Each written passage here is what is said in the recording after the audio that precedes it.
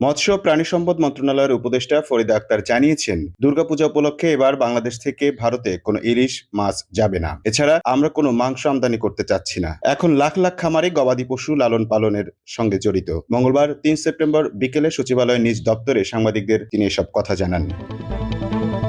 মৎস্য ও প্রাণী সম্পদ উপদেষ্টা বলেন, কিছু অর্থলোভী ব্যবসায়ী মাংস আমদানির পাঁয়তারা করছে। ওই চক্রের তৎপরতা থেমে নেই। প্রান্তিক খামারিদের বাঁচাতে সরকারিভাবে আমরা দৃঢ় প্রতিজ্ঞ যে আমরা মাংস আমদানি করব না। উৎপাদন ব্যয় কমিয়ে মাংসের দাম কমানোর বিষয়ে ব্যবস্থা নেওয়া হচ্ছে জানিয়ে উপদেষ্টা ফরিদা বলেন, নতুন করে হিমায়িত গরুর মাংস আমদানির পক্ষে একটি পক্ষ তৎপরতা শুরু করেছে।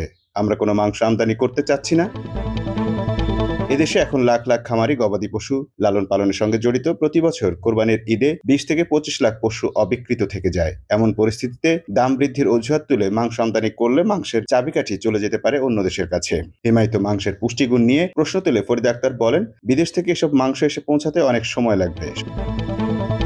সঠিকভাবে প্রক্রিয়াজাত না করার কারণে অনেক ক্ষেত্রে গরুর মাংসের পুষ্টিগুণ নষ্ট হতে পারে। ফলে এসব খাবারে নানা রোগ ব্যাধি হওয়ার ঝুঁকি থাকে। তিনি বলেন, উৎপাদন ব্যয় কমিয়ে মাংসের দাম কমানোর বিষয়ে আমরা ব্যবস্থা নিচ্ছি। আমরা সচেতন আছি, জনগণ যেন স্বল্প ও ন্যায্য মূল্যে মাংস খেতে পারে এবং খামারিরা টিকে থাকতে পারে। মৎস্য ও প্রাণী সম্পদ মন্ত্রণালয়ের উপদেষ্টা ফরিদা আক্তার জানিয়েছেন, দুর্গাপূজা উপলক্ষে এবার বাংলাদেশ থেকে ভারতে কোনো ইলিশ মাছ যাবে না। এছাড়া আমরা কোনো মাংস আমদানি করতে চাচ্ছি না। এখন লাখ লাখ খামারে গবাদি পশু লালন পালনের সঙ্গে জড়িত। মঙ্গলবার ৩ সেপ্টেম্বর বিকেলে সচিবালয়ের নিজ দপ্তরে সাংবাদিকদের তিনি এসব কথা জানান। মৎস্য ও প্রাণী সম্পদ উপদেষ্টা বলেন, কিছু অর্থলোভী ব্যবসায়ী মাংস আমদানির পাঁয়তারা করছে। ওই চক্রের তৎপরতা থেমে নেই। প্রান্তিক খামারিদের বাঁচাতে সরকারিভাবে আমরা দৃঢ় প্রতিজ্ঞ যে আমরা মাংস আমদানি করব না। উৎপাদন ব্যয় কমিয়ে মাংসের দাম কমানোর বিষয়ে ব্যবস্থা নেওয়া হচ্ছে জানিয়ে উপদেষ্টা ফরিদা বলেন, নতুন করে হিমায়িত গরুর মাংস আমদানির পক্ষে একটি পক্ষ তৎপরতা শুরু করেছে। আমরা কোনো মাংস আমদানি করতে চাচ্ছি না।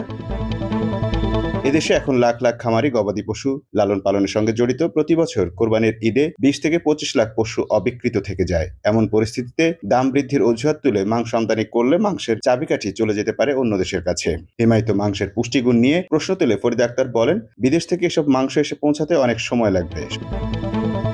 সঠিকভাবে প্রক্রিয়াজাত না করার কারণে অনেক ক্ষেত্রে গরুর মাংসের পুষ্টিগুণ নষ্ট হতে পারে। ফলে এসব খাবারে নানা রোগ ব্যাধি হওয়ার ঝুঁকি থাকে। তিনি বলেন, উৎপাদন ব্যয় কমিয়ে মাংসের দাম কমানোর বিষয়ে আমরা ব্যবস্থা নিচ্ছি। আমরা সচেতন আছি, জনগণ যেন স্বল্প ও ন্যায্য মূল্যে মাংস খেতে পারে এবং খামারিরা টিকে থাকতে পারে।